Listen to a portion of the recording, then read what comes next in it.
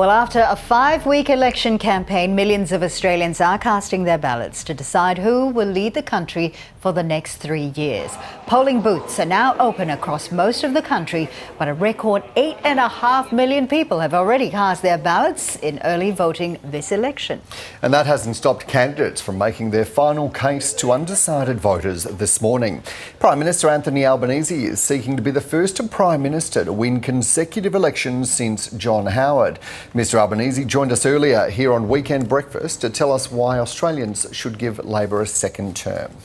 We have a plan for cost of living relief today, but investing in tomorrow. We have a plan to make sure that we continue to build more urgent care clinics. 1.3 million Australians have benefited from that. That's 13 MCGs. If they're people looking to build a career, 600,000 Australians have benefited from free TAFE. That's 6 MCGs.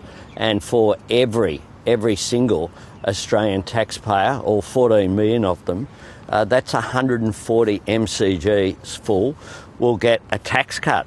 We've created 1 million jobs since we were in office. Unemployment is the lowest it has been for any government in 50 years, but we know that there's more to do.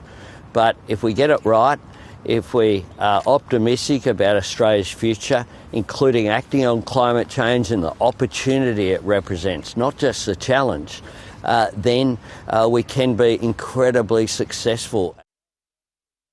And that was Prime Minister Anthony Albanese speaking to us a little earlier. And we have asked the opposition leader Peter Dutton again this morning if he'd like to join us for a live interview.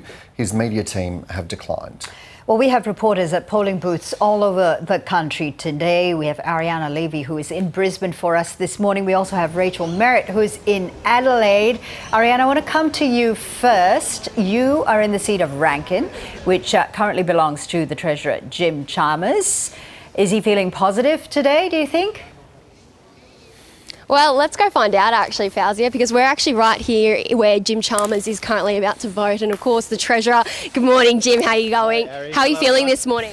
Always nervous on election day, but it's great to be in our local hood with all these people who are getting their vote done nice and early, voting to strengthen Medicare and help with the cost of living and build Australia's future. And speaking to a lot of constituents here on the ground, cost of living is really front and centre of their minds. Do you feel like you've reached enough people here? Oh, we'll see what the outcome is tonight. We don't take any vote for granted. We don't take any outcome for granted.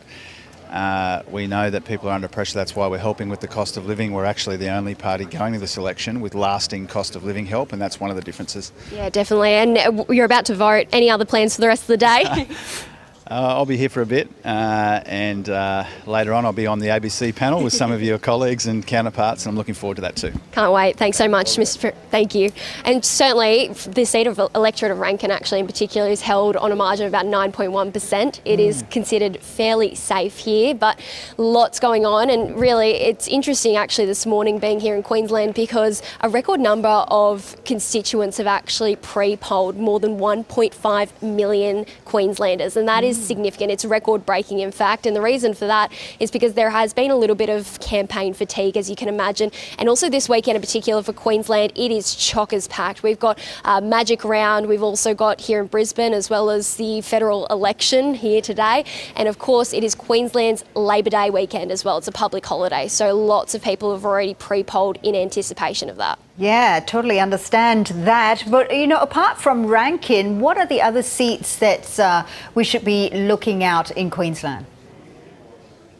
Yeah, look, it is a fairly interesting state, in fact, because not only do we have sort of this battle of Brisbane that's been brewing for the last few weeks, because back in 2022, the Greens really did come in and make a historic result. We saw the Greens pick up 3 inner city Brisbane seats, and that includes the seat of Griffith, Ryan, as well as Brisbane, and all 3 of the major parties have really been focusing their efforts on that. In particular, the seat of Griffith, which is held by the incumbent incumbent Max Chandler Mather. Now, that has been fairly hot contested, and Labor believes that they could really see that flip. So that is going to be one that is a key seat for tonight, as well as the seat of Brisbane, which Liberals believe that they could see that one flip as well. So it is all going to be up and in the air, especially for the Battle of Brisbane. But of course, here in Queensland, we've also home to some fairly high-profile politicians, not just the Treasurer, Jim Chalmers, but also the opposition leader, Peter Dutton. Now, he holds the seat in the electorate of Dixon, and that's held on a margin. It is the tightest margin in the state of 1.7%.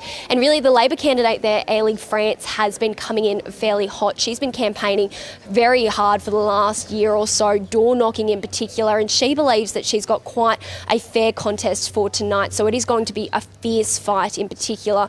Now, of course, a lot of the issues that are front and centre for a lot of people, especially Queenslanders, is not just the cost of living like it is for the rest of the country, but also the state of natural disasters. We've had several since the start of this year, including that cyclone.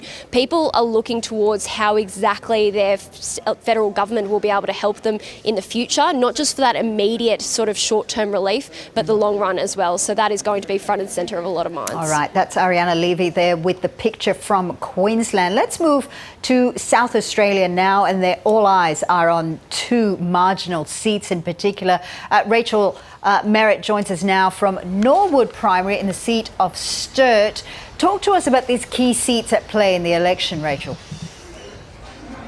Good morning, Fauzia. Well, the barbecues have been fired up this morning. The democracy snags are being passed around. And as you can see behind me, there's long lines forming at polling booths, despite them just opening in the past 30 minutes. But when the polls do close tonight at 6 p.m, all eyes will be on two key marginal seats, which are considered key litmus tests for both parties. Now, I'm joining you this morning from the seat of Sturt. It's currently held on a very slim 0.5% by Liberal MP James Stephens. It's the most marginal seat in the state.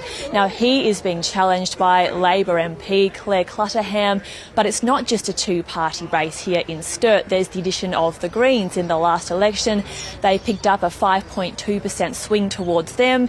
There's also the addition of a Teal independent in the form of Dr Verity Cooper. Now, the seat of Sturt is one where both Prime Minister Anthony Albanese and Opposition Leader Peter Dutton have spent time here in just the past few days, in the dying days of the 5-week election campaign, in a last-ditch effort to secure a few more of those votes before the big day today. Now, both candidates for this seat admit that it is going to be a tight race in Sturt, and we may not have a result by the end of the night. Now, the other seat in question is that of Boothby. It's currently being held by Labor on a 3.3% margin by MP Louise Miller-Frost. She is being challenged by Liberal MP Nicole Flint, who has previously held this seat, who previously held the seat, but chose not to recontest in 2022. Now, Boothby has been held by the Liberals for decades and changed hands in 2022. So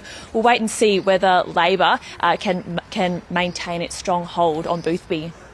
All right, and what about the issues? What's been really important to the South Australian voters throughout this campaign?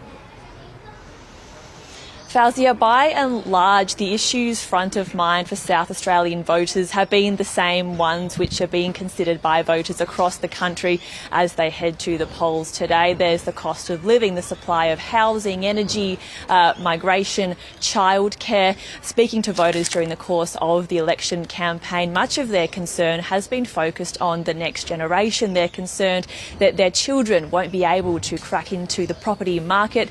We've been speaking to full-time workers in the Adelaide CBD who say that the cost of rent has got to the point where even renting as a single person has become a distant reality. Now, the topic of nuclear has been a decisive one for many South Australian voters. We are one of those proposed locations as part of the Coalition's nuclear plan to house a nuclear power plant. Voters have told us that they have formed their vote based on the nuclear plan. plan, citing the cost of that project as well as any sort of environmental impact. And finally as well, voters say that they want a government that will stand up for the best interests of Australia, particularly in the face of US aggression and US President Donald Trump. They've been questioning our long-standing partnership with the US and really thinking about whether they are as much of a reliable ally as they've been in the past.